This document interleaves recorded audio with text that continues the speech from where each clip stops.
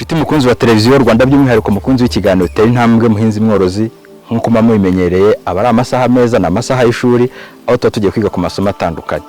Twigira hamwe ku bintu bigiye bitandukanye yaba mu buhinzi ndetse mu bworozi n'indi mirimo igenda ishamikiyeho. Kuri uyu munsi tugiye kuganira ku gikorwa cyo kuhira. Ni ukuhira ariko ku buso buto. Ese ni gahunda iteye gute? Ifasha iki abaturage? Ibamarira iki? Ese kuhira hari umusaruro bishobora kuba bitanga? Turaza kuganira n'abahinzi baradusobanurira neza akamaro ko kuhira. Turaganira kandi n'umutekinisiye ubafasha umunsi ku munsi. Ese ibikorwa remezo byo kuhira bikorwa bite? Bikoreshwa bite? Umuturage ashobora kubyikoreshereza? Ibyo byose n'ibindi bibaza nibyo turi buze kuganira muri iki kiganiro. Ariko turaza kuganira n'ubuyobozi bwa RAB nabo baradufasha kudusobanurira neza uko bafasha abaturage muri gahunda zo kuhira mu rwego rwo kugira ngo twongere umusaruro ku buso buhingwa. Ikiganiro cy'umunsi nicyo turi bugarukeho, Tera Intambwe muhinzi mworozi nk'uko bimenyereye. Gendi Eric Kajejeho ikibusabwa kiba ari kimwe gusa, no kutava imbere ya televiziyo yawe, televiziyo Rwanda, kugira ngo twigire hamwe ku masomo y'uyu munsi. Tuguhaye ikaze.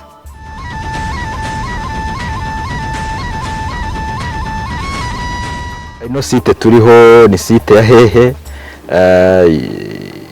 ikozite ubwo ni buryo buri tekinike, amazi uburyo akusanywa agera hano.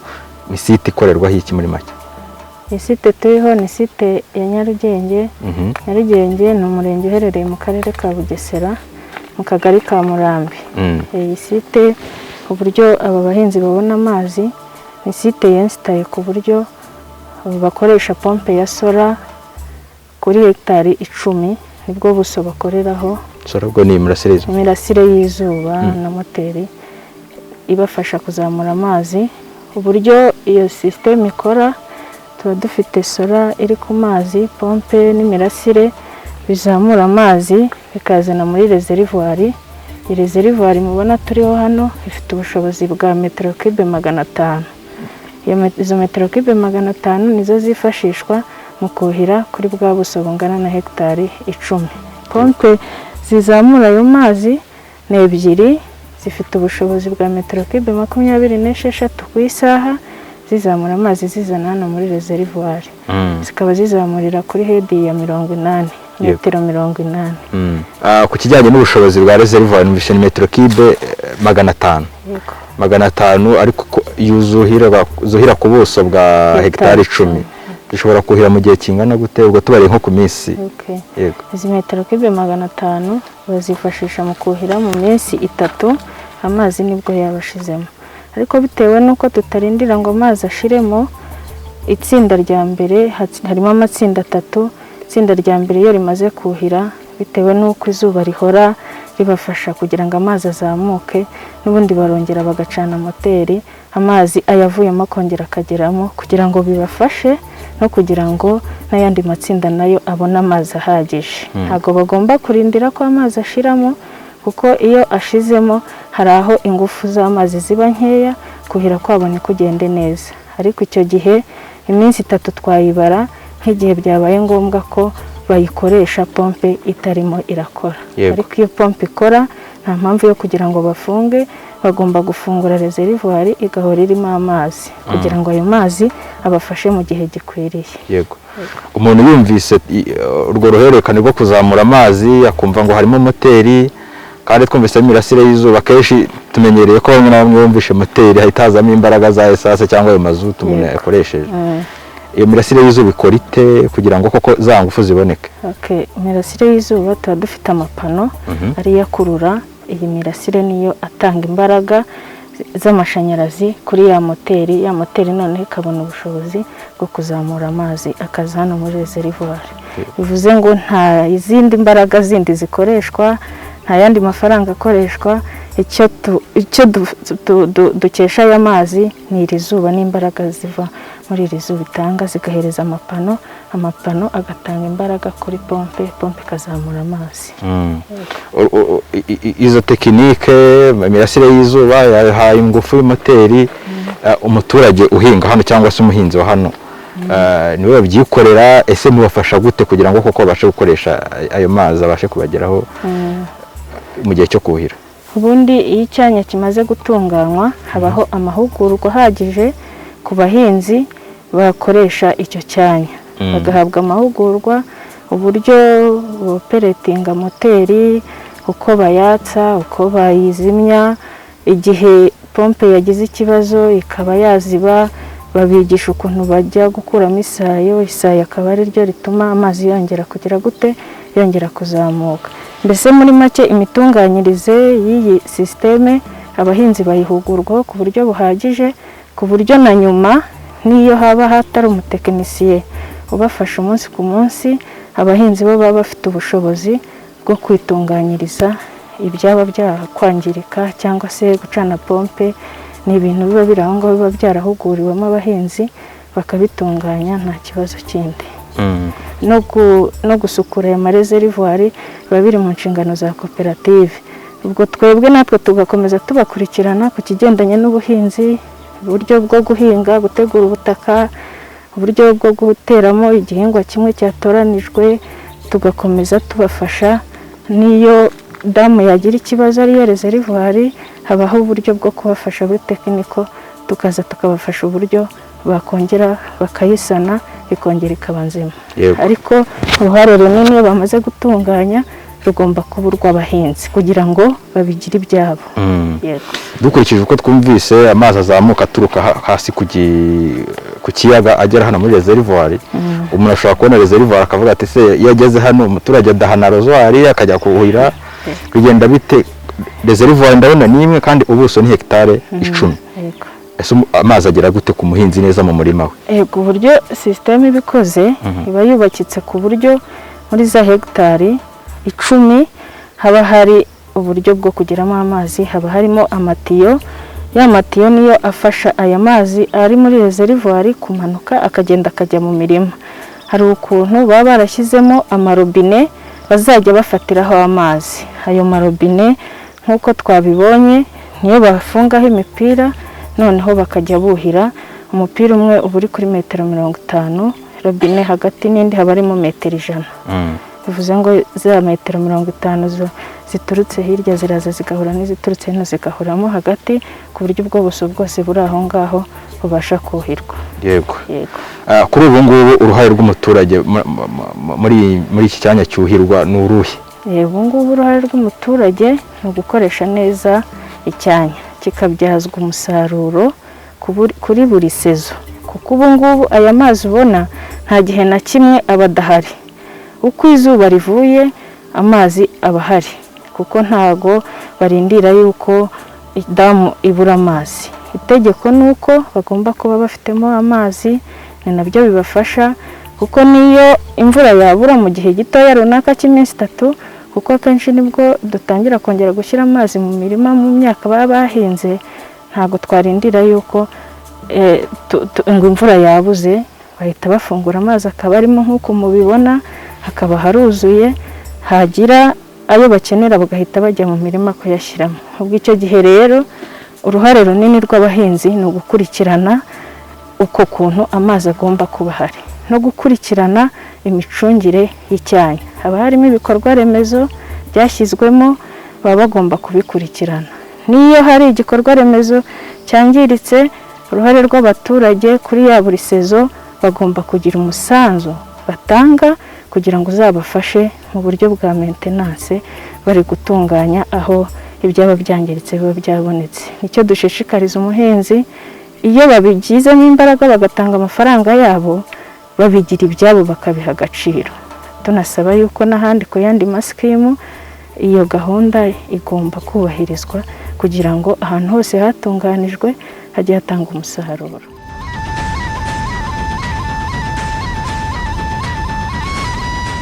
Nyuma yo kuganira n'umutekinisiye akadusobanurira neza imikorere y'ibikorwa remezo, akadusobanurira ku kijyanye n'ubushobozi ndetse n'uburyo bushobora kuhira ku buso butoya nk'uko twabibonye, n'ubuso bugera kuri hegitari 10 bushobora kuhirwa. Ariko ibi byose bikorwa kugira ngo byongere umusaruro ndetse binunganire abahinzi mu bikorwa byabo bya buri munsi. Ese abahinzi iyi gahunda yo kuhira bayibona gute? Hari ikibafasha? Ese mbere yo gutangira kuhira bahingaga bate? Bahingaga sezo zingahe? Kuba babasha guhinga zingahe? Ese uruhare rwabo ni uruhe mu gucunga neza ibi bikorwa remezo? Ibyo byose n'ibindi bibaza nibyo tugiye gukomeza turebera hamwe, turabisobanurirwa n'umuhinzi akaba ari na perezida wa koperative.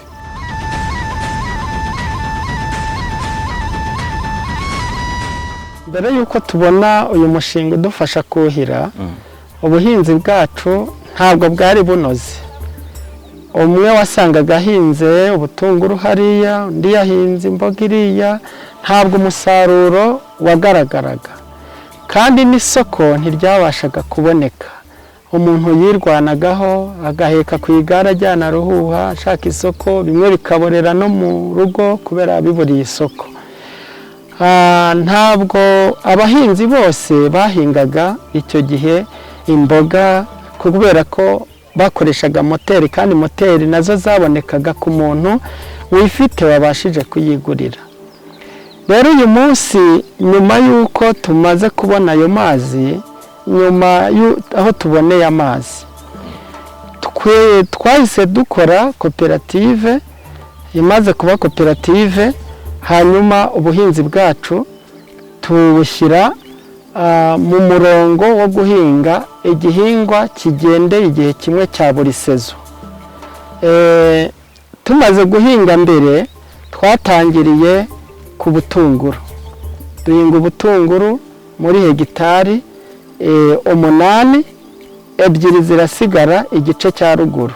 Mbere mwahingaga sezo zingahe, kuri ubu mwasha guhinga sezo zingahe? Mbere twahingaga sezo 2 zonyine.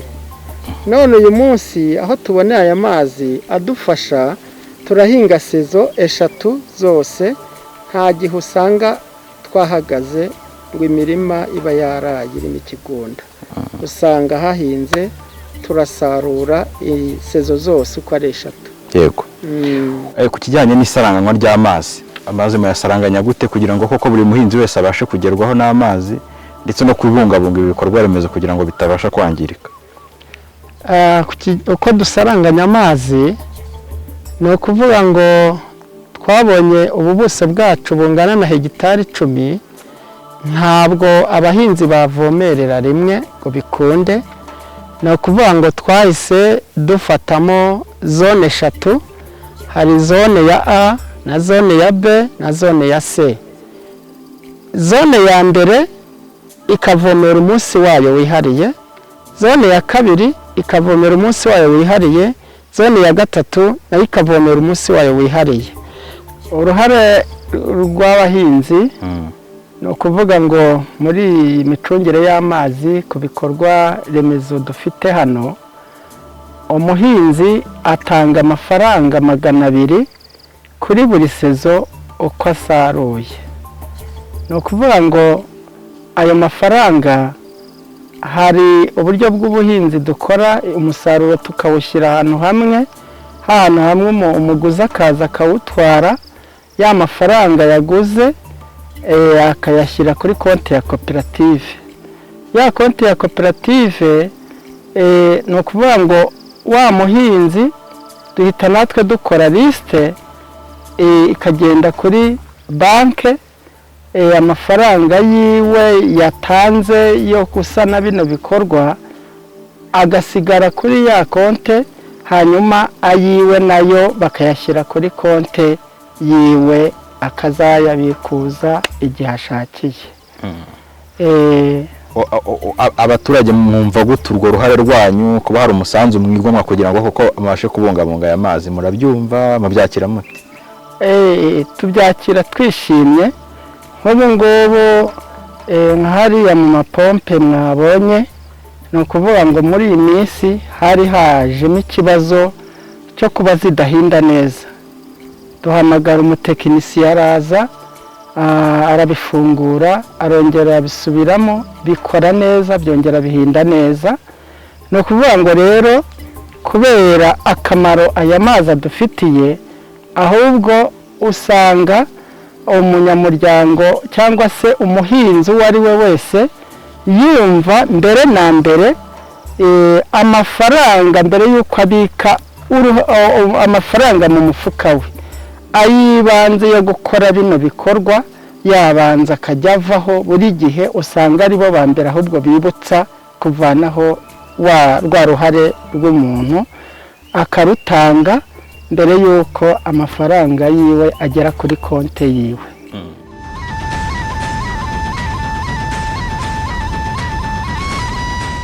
Nyuma yo kuganira n'abahinzi, twaganira n'abatekinisiye, twabonye imikorere y'ubu buryo.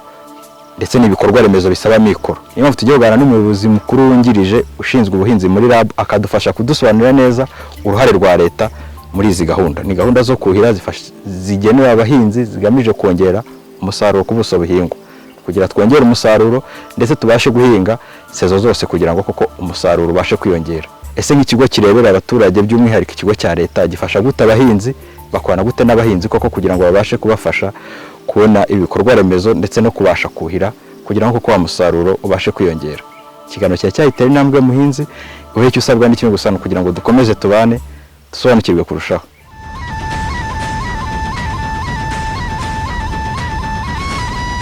Kuri ubu ngubu ku gikorwa cyo kuhira mubona ari ibikorwa bimaze kwitabirwa gute, cyane cyane muri twa turere dukunda kugira amapfa cyangwa izuba ryinshi? Murakoze. Gahunda yo kuhira ubu ngubu iritabiriwe cyane. Utu turere dukunze kugira ibihe by'izuba rikabije, duhereye no muri aka ngaka ka Bugesera, Kayonza, Ngoma, Kirehe, Nyagatare, abantu bitabira iyi gahunda yo kuhira. Kandi leta ibishyiramo imbaraga kuko hari ingengo y'imari ibijyamo kugira ngo bunganire abaturage kuko ibi bikorwa birahenze. Rero uruhare rwa leta ruba rwashyizemo hafi 75%. Urumva yuko rero habaho nkunganire igaragara, ariko bifasha abaturage cyane cyane nk'uko mwabyumvise, bihindura ubuzima bw'abaturage. Umuturage ashobora guhinga ibihembwe bitatu, yari asanzwe ahinga ibihembwe bibiri, bigira impact cyangwa umusaruro ku buzima bw'abaturage. Yego. Dukurikije cyane cyane nko muri utwo turere mwavugaga, harimo uturere twinshi usanga dufitemo amazi menshi, bishoboka koko hagejejwe ibyo bikorwa remezo hatabaho ikibazo cy'amazi.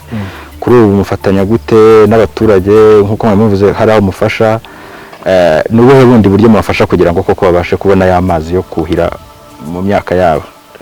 Dufite iriya gahunda ijyanye no kuhira ku buso buto, twita mu ndimi z'icyongereza SSIT. Yego. Amafaranga agendamo buri mwaka hafi miliyari arenze ku turere cyane cyane dufite iki gihe cy'igihembweho amafaranga agiye mu burasirazuba, cyane cyane kugira ngo tufashe uturere twagize ikibazo cy'amapfa. Abaturage rero uko bakora nuko iyo umuturage akeneye nk'ibi bikorwa barandika bahereye mu mirenge yabo, noneho ubusabe bwabo bukagera muri RAB, tukabakorera ibyo bita BOQ, ni ukuza kubara ibijyanye n'ibikoresho baba bakeneye. Iyo ubwo busabe bwabo rero akarere gafite mu ngengo y'imari, ayo mafaranga aba yaragejejwe ku karere kugira ngo yegerezwe abagenerwabikorwa. Habaho rero itsinda ku karere rigerageza kureba niba uwo mushinga ushoboka, bakanamubarira. Noneho iyo byemejwe, wa muturage ashobora kugezwaho ibikoresho. Dufite abacuruzi b'ibikoresho byo kuhira baba baremejwe binyuze mu masoko ya leta. Abo rero nibo baza bagatanga ibyo bikoresho, tukaza tugapima. Itsinda rya RAB tekinike basanga ibyo bintu bikora, noneho tukishyura wa mu supplier cyangwa wa mucuruzi. Yego. Ariko abafite amasezerano yo gukurikiranira wa muturage, kumufasha byibura umwaka umwe, kugira ngo twizere ko bya bikorwa bizaramba, bizakomeza gukora neza. Yego. Twagiye dushyiramo impinduka. Cyatangiye ari uguha umuturage ka moteri, ariko murareba nk'ibi ngibi ko ni ibihuje itsinda ry'abaturage bahinga ku buso burenze ugeze kuri hegitari 10. Yego. Kandi bikoresha uburyo bw'imirasire y'izuba. Ibi ngibi ni byiza kuko bituma kubikoresha bigura makeya, nta kindi umuturage yishyura. Mbere akoresha turiya tumoteri yishyuraga esansi cyangwa peteroli ihenze. Usanga byaranagoranaga, rimwe ugasanga twa tumoteri baratubitse ntitugikora. Iyo abuze amafaranga ya fuel cyangwa mazutu arabika. Yego. ariko ibi ngibi ntacyo bibasaba kuko ni imirasire y'izuba.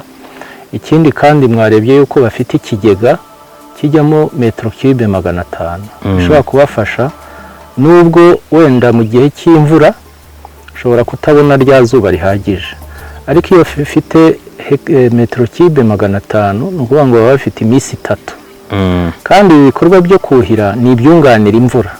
Si ukuvuga yuko iyo mu gihe cy'uhinga ibi bikorwa bikomeza gukora mu gihe cy'imvura ubwo bagendera ku mvura, ariko iyo imvura igize ku buryo ihagarara ibi niho ubwo babyifashisha. Kuri ubu ngubu ni iki musaba abaturage, yaba ahamaze kugera ibikoresho ndetse naho bitaragera, ariko hari n'abo ushobora kuba bitaragera bafite wenda n'ubwo bushobozi bashobora no kubikorera, ni iki mubasaba?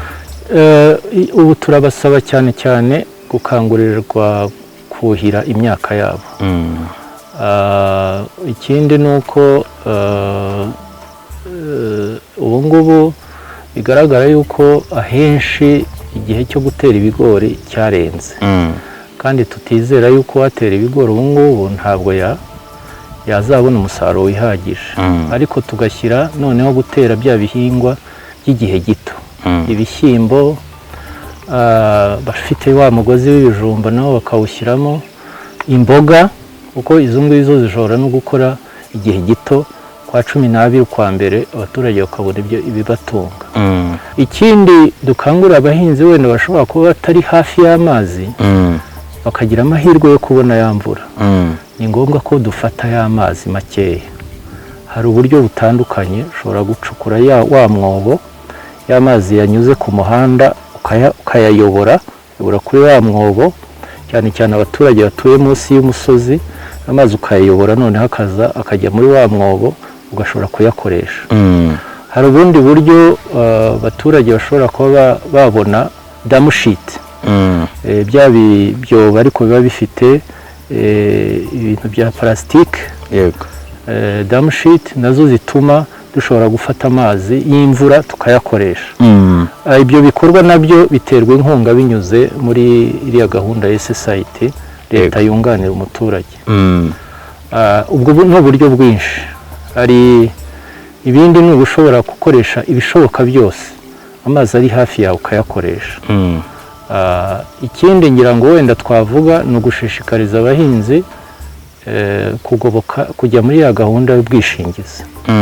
Ubwishingizi mu buhinzi n'ubworozi, kubera ko ubwo bwishingizi buragufasha mu gihe cy'ibiza. Iyo habaye ibiza, imyuzure, izuba rikabije, bwa bwishingizi buragufasha. Ubwo rero nayo ni gahunda ikomeye iza kunganira wa muhinzi kugira ngo atarumbya burundu ngo ntagire icyo akuramo.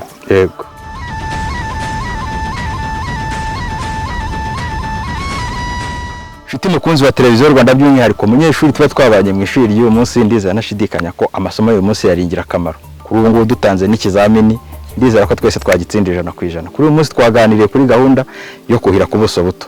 Twarebye uko gahunda ikora, twabonye kwifasha abaturage, twabonye ubuhamya bw'abaturage, twabonye ko ari ibintu bishoboka byunganiye abahinzi ku buryo bugaragara mu kongera umusaruro, ndetse binagaragarira cyane ko basigaye bahinga sezo 3 mu gihe mbere batari bakabonye ibi bikorwa bahingaga sezo 2. Byonyine ubwabyo birumvikana ko hari icyo bitanga. Twarebye uko bishobora gukorwa, uko bayagira uruhare mu kubyicungira, ndetse naho bitaragera twabonye ko bishoboka ko mushobora kubyikorera.